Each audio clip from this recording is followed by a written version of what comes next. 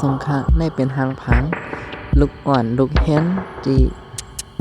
คงเห็นวัดดอนจันทร์ที่เวียงเจียงใหม่ค่ะนะในเป็นคำขึ้นอันย้อนสู้ปันให้เจ้านางเจ้านางเมืองไทยเขาอันเสียงกับนั้นให้ฮอดดีงามนี่เป็นคำย้อนสู้นี่ได้เป็นหางผังสามเณรไหลจะสั่งไหลลูกเห็นตั้งเสียงเนี่ยลูกเห็นในเนี่ย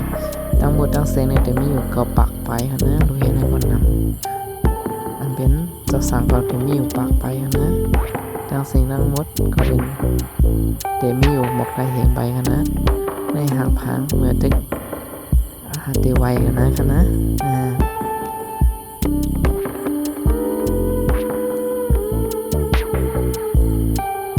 จำก็ใหญ่ๆก็เล็กๆนี่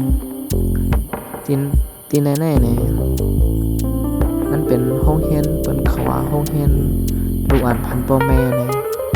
ยันแปลว่าคำพองเนี่ยแต่มีโปรแม่อยู่เนี่ยก็มีอยู่คำพองก็แต่มีปอมมีแม่คำว่ามีแม่แต่มีปอ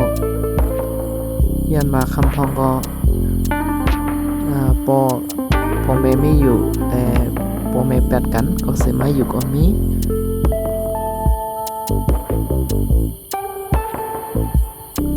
กำนันก็พ่อแม่อันติดเราติดยาอันมิสนันก็มีอยู่นะ